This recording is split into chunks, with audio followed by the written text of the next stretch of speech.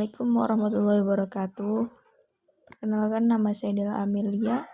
Saya perwakilan dari kelompok 2 yang beranggotakan Mas Farhadi dengan Mbak Nurmala.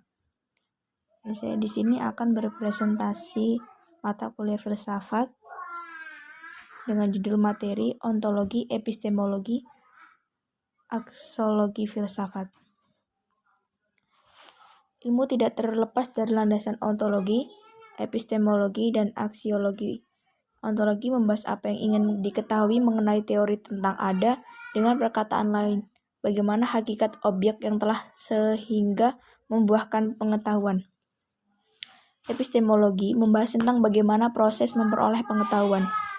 Aksiologi membahas tentang nilai yang berkaitan dengan kegunaan dari pengetahuan yang diperoleh. Pengertian ontologi, epistemologi, dan aksiologi. Ontologi, epistemologi, dan aksiologi menurut bahasa berasal dari bahasa Yunani. Kata ontologi berasal dari kata ontos yang berarti berada atau yang ada. Epistemologi berasal dari bahasa Yunani, artinya knowledge, yaitu pengetahuan. 3 kata tersebut terdiri dari 2 suku kata, yaitu logia artinya pengetahuan dan episteme artinya tentang pengetahuan. Jadi epistemologi dapat diartikan pengetahuan tentang pengetahuan. Aksiologi berasal dari kata aksios yang berarti bermanfaat. Ketiga kata tersebut ditambah dengan kata logos, berarti ilmu pengetahuan, ajaran, dan teori. Pengertian ontologi. Ontologi adalah bagian filsafat yang paling umum atau merupakan bagian dari metafisika. Dan metafisika merupakan salah satu bab dari filsafat. Objek telah ontologi adalah yang ada tidak terikat pada satu perwujudan tertentu. Ontologi membahas tentang yang ada secara universal, yaitu berusaha mencari inti yang dimuat setiap kenyataan yang meliputi segala realitas dalam semua bentuknya. Setelah menjelajahi segala bidang utama dalam ilmu filsafat, seperti filsafat, disusunlah uraian ontologi. Maka ontologi sangat lebih dipahami jika terlepas dari bagian-bagian dan bidang filsafat lainnya, dan ontologi adalah bidang filsafat yang paling sukar. Metafisika membicarakan segala sesuatu yang dianggap ada, mempersoalkan hakikat. Hakikat ini tidak dapat dijangkau oleh panca indera karena tak terbentuk, berupa, berwaktu, dan bertempat. Hakikat ini tidak dapat dijangkau oleh panca indera karena tak terbentuk, berupa, berwaktu, dan bertempat. Dengan mempelajari hakikat yang dapat memperoleh pengetahuan dan dapat menjawab pertanyaan tentang apa hakikat ilmu itu, ditinjau dari segi ontologi, ilmu membatasi diri pada kajian yang bersifat empiris, objek penelaah. Ilmu mencakup seluruh aspek kehidupan yang dapat diuji oleh panca indera manusia. Secara sederhana dapat dikatakan bahwa hal-hal yang sudah berada di luar jangkauan manusia tidak dapat dibahas oleh ilmu karena tidak dapat pembuktian secara metodologis dan empiris. Sedangkan ilmu itu mempunyai ciri tersendiri, yakni berorientasi pada dunia empiris. Aristoteles, ada 4 dimensi ontologis yang berbeda. Menurut berbagai kategori atau cara menangani yang sedang sendiri itu. Menurut keberadaan atau kesalahan, misalnya emas palsu dan uang palsu. Apakah itu ada dalam dan dirinya sendiri atau hanya datang bersama oleh kecelakaan, sesuai dengan potensinya gerakan atau energi, atau jadi kehadiran, atau buku Metafisika Theta. Beberapa filsuf, terutama dari sekolah Plato, berpendapatan bahwa semua kata benda, termasuk kata benda abstrak, mengacu kepada bada nada. Filsuf lain berpendapat bahwa kata benda tidak selalu entitas nama, tetapi beberapa memberikan semacam singkatan untuk referensi, untuk koleksi baik benda atau peristiwa. Dalam pandangan terakhir, pikiran bukankah merujukan pada suatu entitas, mengacu pada koleksi peristiwa mental yang dialami oleh seseorang. Masyarakat yang mengacu pada kumpulan orang-orang dengan beberapa karakteristik bersama, dan geometri mengacu pada koleksi dari jenis yang spesifik intelektual. Aktivitas di antara kudub realisme dan nominalisme ada juga berbagai posisi lain, tetapi ontologi apapun harus memberi penjelasan tentang kata-kata yang mengacu kepada badan usaha yang tidak, mengapa, dan apakah teori hasil. Ketika seorang berlaku proses ini, untuk kata benda seperti elektron, energi, kontrak, kebahagiaan, ruang, waktu, kebenaran, kausalitas, dan Tuhan. Ontologi menjadi dasar untuk banyak cabang filsafat. Menurut Surya Sumantri 1985, ontologi membahas tentang apa yang ingin kita ketahui, seberapa jauh ingin kita tahu, atau dengan kata lain, suatu pengajian mengenai teori tentang ada. Telaah ontologis akan menjawab pertanyaan-pertanyaan apakah proyek ilmu akan ditelaah, bagaimana wujud yang hakiki dari objek tersebut, dan bagaimana hubungan antara proyek tadi dengan daya tangkap manusia seperti berpikir, merasa, dan mengindra yang membuahkan pengetahuan. Pengertian epistemologi. Kajian epistemologi membahas tentang bagaimana proses mendapatkan ilmu pengetahuan. Hal-hal apakah yang harus diperhatikan dalam mendapatkan pengetahuan yang benar? Apa yang disebut kebenaran dan apa kriterianya? Objek telaah epistemologis adalah mempertanyakan bagaimana suatu itu datang, bagaimana kita mengetahuinya, bagaimana kita membedakan dengan lainnya, jadi berkenaan dengan situasi dan kondisi ruang serta waktu mengenai suatu hal.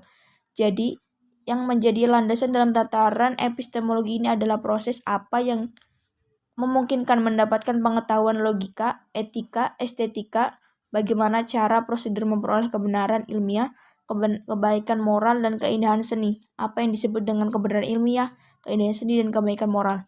Pencapaian kebenaran menurut ilmu pengetahuan didapatkan melalui metode ilmiah yang merupakan gabungan atau kombinasi antara rasionalisme dengan empirisme sebagai satu kesatuan yang saling melengkapi. Metode ilmiah adalah suatu rangkaian prosedur tertentu yang diikuti untuk mendapatkan jawaban tertentu dari persyaratan yang tertentu pula. Epistemologi dari metode keilmuan akan lebih mudah dibahas apabila mengarahkan kepada kita pada sebuah rumus yang mengatur langkah-langkah proses berpikir yang diaturkan dalam suatu tertentu. Kerangka dasar prosedur ini, ilmu pengetahuan dapat diuraikan dalam 6 langkah sebagai berikut. 1. Sadar akan adanya masalah dan perumusan masalah. 2. Pengamatan dan pengumpulan data yang relevan. 3. Penyusun atau klarifikasi data. 4. Perumusan hipotesis. 5. Deduksi dari hipotesis. Pengertian aksiologi. Aksiologi merupakan cabang filsafat ilmu yang mempertanyakan bagaimana manusia menggunakan ilmunya. Aksiologi adalah istilah yang berasal dari kata Yunani yaitu axios yang berarti sesuai atau wajar, sedangkan logos yang berarti ilmu. Aksiologi dipahami sebagai teori nilai. Jujun S. Surya Sumantri mengartikan aksiologi sebagai teori nilai yang berkaitan dengan kegunaan dan pengetahuan yang diperoleh. Menurut John Sinclair, dalam lingkup kajian filsafat, nilai merujuk pada pemikiran atau suatu sistem seperti politik, sosial, dan agama, sedangkan nilai itu sendiri adalah sesuatu yang berharga yang diidamkan oleh setiap insan. Aksiologi adalah ilmu yang membicarakan tentang tujuan ilmu pengetahuan itu sendiri. Jadi aksiologi merupakan ilmu yang mempelajari hakikat dan manfaat yang sebenarnya dari pengetahuan, dan sebenarnya ilmu pengetahuan itu tidak ada yang sia-sia kalau kita tidak bisa memanfaatkannya, dan tentunya dimanfaatkan oleh sebaik-baiknya dan di jalan yang baik. Pembahasan aksiologi menyangkut masalah ini. Kegunaan ilmu tidak bebas nilai.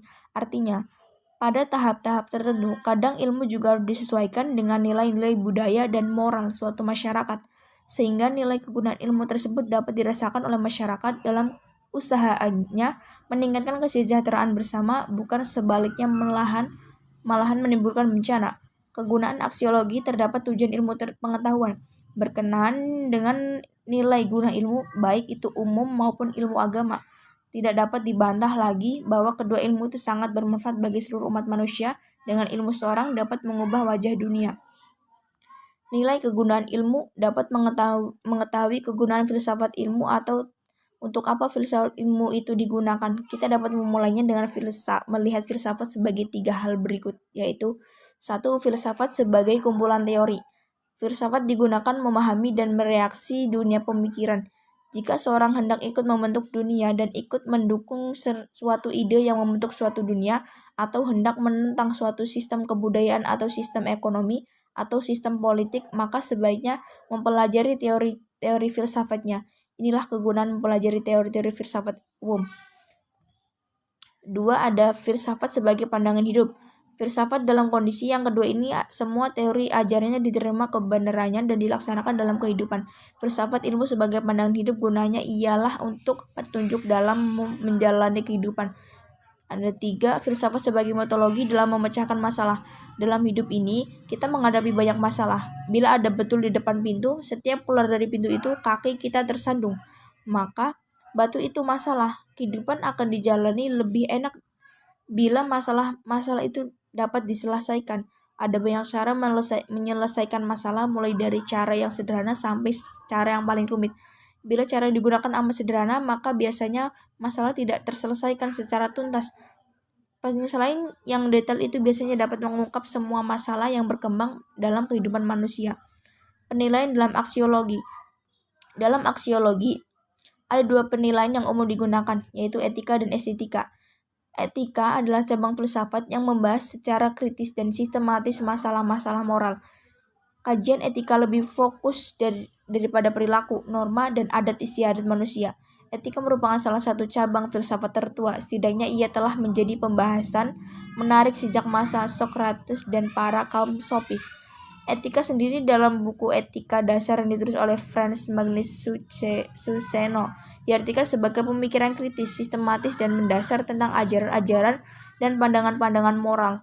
Isi dari pandangan-pandangan moral ini, sebagaimana telah dijelaskan di atas, adalah norma-norma, adat, wejangan, dan adat istiadat manusia. Tujuan dari etika adalah agar manusia mengetahui dan mampu mempertanggungjawabkan apa yang kita lakukan. Kaitan aksiologi dengan filsafat umum. Nilai itu bersifat objektif, tapi kadang-kadang bersifat subjektif. Dikatakan objektif jika nilai-nilai tidak tergantung pada subjek atau kesadaran yang menilai. Tolak ukur sesuatu gagasan berada pada objeknya, bukan pada subjek yang melakukan pilihan. Kebenaran tidak tergantung pada kebenaran, pada pendapat individu, melainkan pada objektivitas fakta. Sebaliknya, nilai dapat subjektif apabila subjek berperan dalam memberi penilaian. Kesadaran manusia menjadi tolak ukur penilaian. Dengan demikian, nilai subjektif selalu memperhatikan berbagai pandangan yang dimiliki akal budi manusia, seperti perasaan yang akan mengasah kepada suka atau tidak suka, senang atau tidak senang. Kesimpulannya adalah, pendidikan merupakan cabang dari filsafat yang bersifat khusus. Filsafat pendidikan dapat diartikan juga mengembangkan potensi-potensi manusiawi agar potensi itu menjadi nyata dan dapat berfungsi dalam perjalanan hidupnya. Ada juga pendidikan bertujuan menyiapkan pribadi dalam keseimbangan dan kesatuan guna mencapai tujuan hidup manusia. Objek dalam filsafat ilmu pendidikan dapat dibedakan menjadi 3 macam, yaitu ontologi adalah ilmu pendidikan yang membahas tentang hakikat, substansi, dan pola organisasi ilmu pendidikan. Ada epistemologi. Epistemologi adalah ilmu pendidikan yang membahas tentang hakikat, objek moral, dan material itu pendidikan. Dan yang terakhir adalah aksiologi, yaitu ilmu pendidikan yang membahas tentang hakikat, nilai, kegunaan teoritis, dan praktis ilmu pendidikan. Mungkin itu saja yang dapat saya sampaikan. Kurang lebihnya mohon maaf. Wassalamualaikum warahmatullahi wabarakatuh.